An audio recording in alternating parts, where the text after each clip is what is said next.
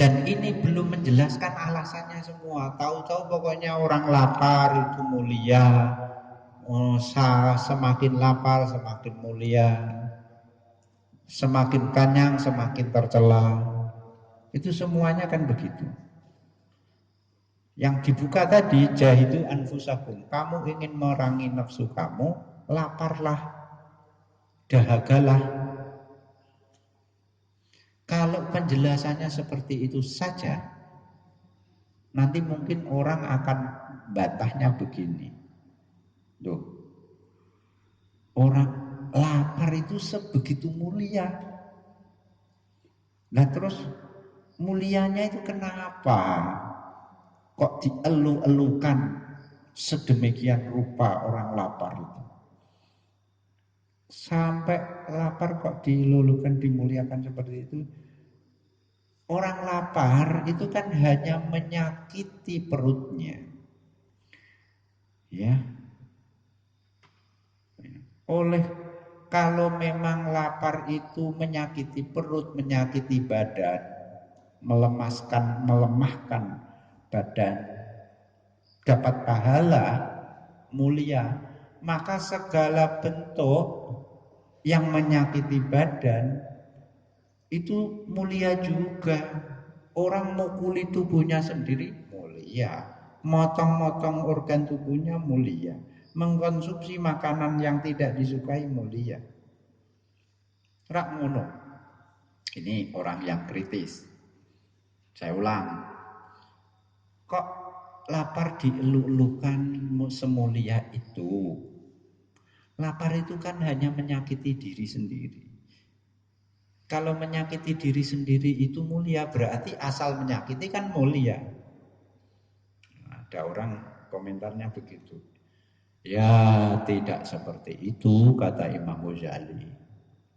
Itu kalau kamu bilang membuat kesimpulan seperti itu salah. Ya, kesimpulan segala yang menyakiti badan, tubuh, hati itu pasti mulia dan berpahala. Itu kesimpulan yang keliru. Sama dengan kesimpulan orang yang minum obat terus dia sembuh dari penyakit, terus berkesimpulan, oh obat ini pahit, karena pahitnya itu saya sembuh. Berarti nanti kalau saya sakit apa saja yang pahit tak makan pasti sembuh. Itu ngawur namanya. Jadi aspek sembuh dari obat itu jangan disimpulkan karena pahitnya saja.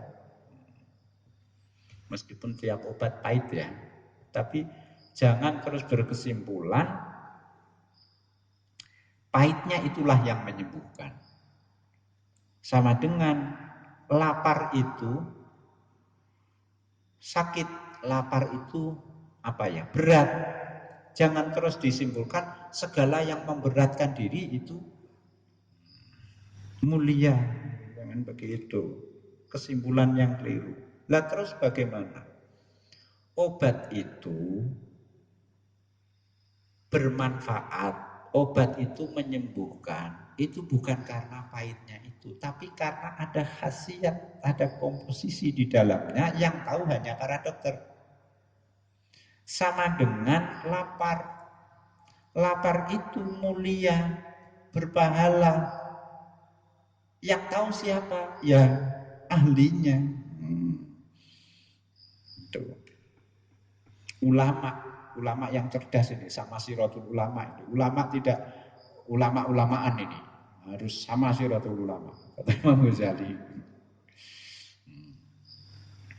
Jadi obat itu bermanfaat bukan karena pahitnya. Jangan kesimpulan karena pahitnya. Lapar itu bermanfaat, lapar itu mulia dan berpahala. Bukan karena menyakitinya. Yang tahu siapa? Kalau obat itu bukan menyembuhkan, bukan karena pahitnya, yang tahu dokter. Puasa, lapar yang tahu ya ulama yang jenius-jenius itu. Tapi begini, kalau memang sampean ingin tahu, ditantang Imam Ghazali, tak kandani wis. Kenapa lapar itu mulia dan berpahala? Tak kandani kiko. Supaya kamu dari yang semula hanya beriman, percaya saja. Dengan kuat itu, hadis-hadis itu. Tidak hanya sekedar percaya, tapi kamu juga berilmu. Irtiqo min darujatil iman ila darujatil ilm.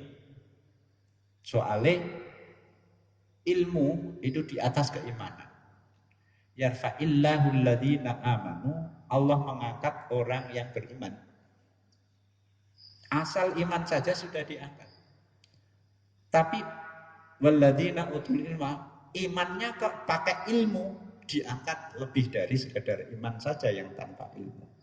Nah, saiki ben kualitas kamu mundak dari darujatul iman ila darujatul ini tak kandani. Kenapa lapar itu kok mulia dan berpahala?